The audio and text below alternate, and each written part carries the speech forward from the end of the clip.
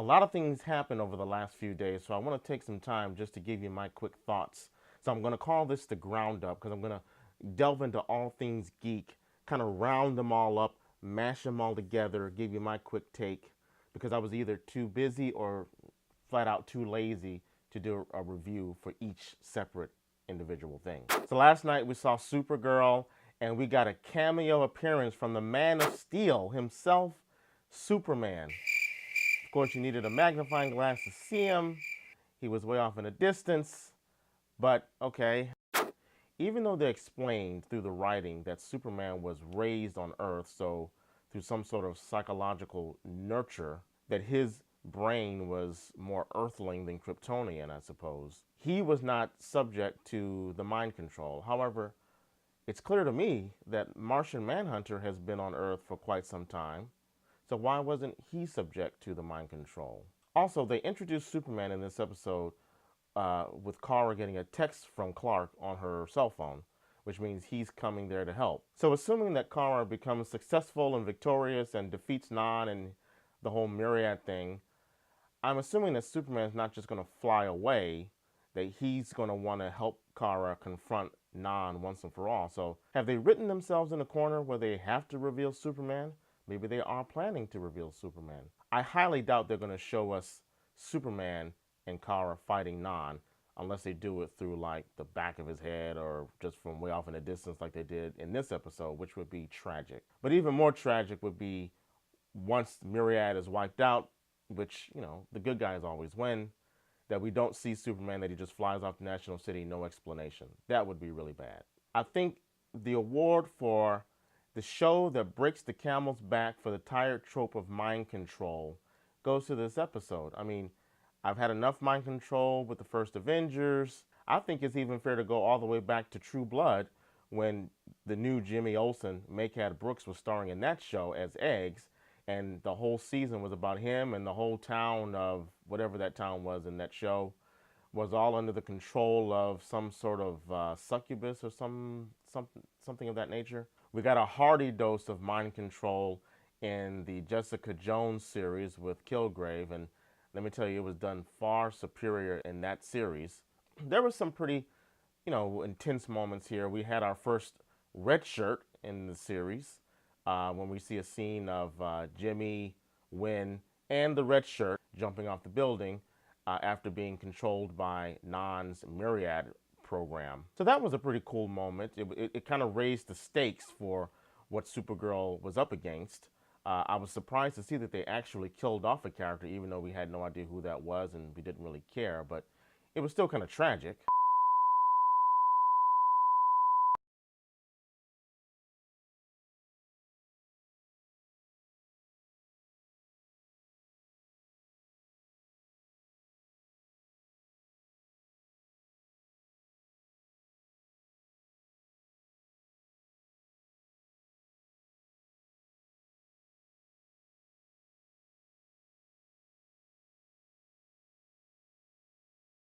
Next up, a show that I don't watch, I've tried to watch it, I just can't seem to get through it, is Arrow, much like a show I do watch, Sleepy Hollow, where they killed off one of the lead characters. Looks like they killed off a lead character on this show as well, that being Black Canary, Lauren Lance.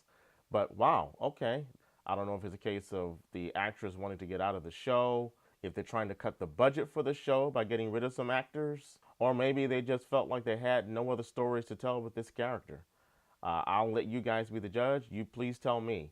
I did see a funny image on Twitter where someone put up a side-by-side image of Black Canary from the comics catching an arrow in her hands and an image of the Black Canary on the show catching that arrow in her side. And the person who sent out the tweet said that this is how Grant Morrison wrote it and this is how Guggenheim wrote it. That was followed up by some invective against Guggenheim. Kind of reminded me of another funny joke where people were talking about the difference of how Quicksilver catches bullets in the comics versus how Quicksilver in Age of Ultron, the movie, catches bullets. But most of the people that I know that watch the show, they're not that enthusiastic about it. So tell me, has this caused a lot of waves in the comic book community? Next up is Fear the Walking Dead. Oh, okay. I don't know why this show exists. I don't know why I'm watching it. I don't know why I watched it last night. What is the point of this show? You know, okay, I watched it because of the branding. I'm a Walking Dead fan. I have been collecting the comics since #1. I watched the Walking Dead show. So I decided, because it's got the Walking Dead stamp on it, I'll watch this show. The first season, it was kind of a slog. First of all, it moved too fast. It's like it went from the outbreak to, okay, now we know all there is to know about these zombies. We know we have to disable the brain to kill them. And it's like they could have played a lot more with the build up to the apocalypse, but it seems like we're already there. So now this new season takes off with these guys in a yacht that's captained by the weirdest performer, actor, whatever you want to call him, I've seen in quite a while. I don't know what this guy's doing, or if he's taking lessons from the William Shatner School of Acting and he failed that course. His name is Mr. Strand, and he's a multi-millionaire, I guess. And so they're stuck on this boat trying to get to San Diego. I jokingly refer to it as snakes on a plane, if the snakes were zombies and the plane was a boat. Nothing, absolutely nothing happens in this episode that we didn't already establish last season. We have Cliff Curtis and his wife. I don't know these characters' names yet, don't really care. Well, Cliff Curtis is Travis, that much I know. Travis is talking sense by saying we can't go and save everybody and bring them on this ship. And the wife gets pissed. They're still pissed at each other. Travis's son is pissed at him for killing his mother, even though she was going to turn into a zombie. It's just more of the whole themes that we see with Morgan and now Carol in the original series. I don't want to retread all that. We got a scene where they come across an overturned ship and their bodies in the water. I mean, that would be the first clue that if you know how zombies are created, that when people die, they turn. Why would you go swimming near that ship? But of course they do. They get attacked. It's pretty lame. The attacks weren't very exciting in this episode. And of course, even though they sit there and talk about, hey, whoever did that to that ship, because you see some bullet holes in the hull, so obviously people were shooting at the ship. Whoever did that to that ship, they're probably going to come back. And they stand there and talk about that until Mr. Strand says, hey, there's a ship coming back. We got to go. And that's how they end the episode. I'll give this maybe 3 or 4 more episodes to see where it goes. After that, it's going to get the Shades of Blue treatment. Last Tuesday, we got Ta-Nehisi Coates' Black Panther #1. I did pick it up. I reserved 2 copies of the book. I'm probably going to download it as well. But so yeah, I just finished reading that this morning, and as the British would say, it didn't grab me by the bollocks. To me, it's an example of someone such as a Ta-Nehisi Coates, who is a superb writer, kind of getting in their own way. He takes his time to establish a Wakanda in civil strife. I appreciate the build-up in trying to set this world. I must admit that I haven't read a lot of Black Panther recently, so I was a little lost, to be honest. All the talk of the Dora Milaje or Malaysia or Malay, I don't know how that was pronounced. There are 2 female characters.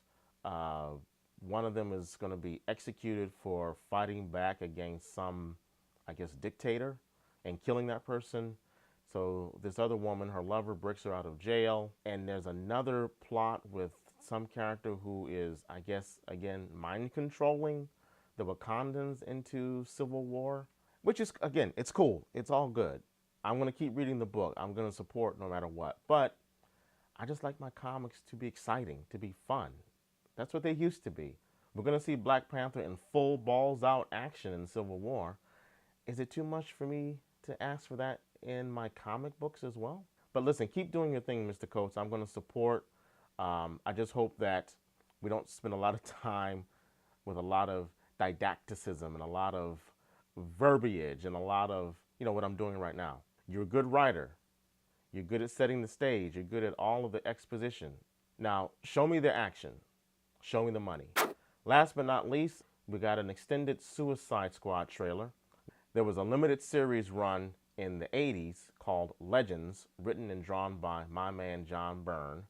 So that's all I know about Suicide Squad. The film, based on this trailer, looks like it's going to be a little bit of kick-ass in terms of the avant-garde humor, and along those same lines, a little bit of Deadpool. Maybe not as foul as Deadpool. I will go see this film. The trailer is fast. It's got a lot of action. It's got humor. It looks like a great trailer.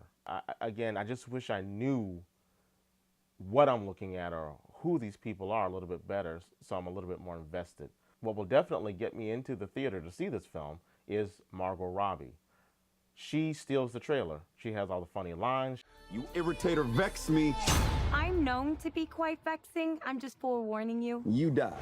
She looks great. I love this guy. She looks like she kicks ass. And she looks like she's having fun. Will Smith, you know, I'm going to go check him out too because he's my man. And, you know, I've liked him in most everything he's done. Y'all jokers must be crazy.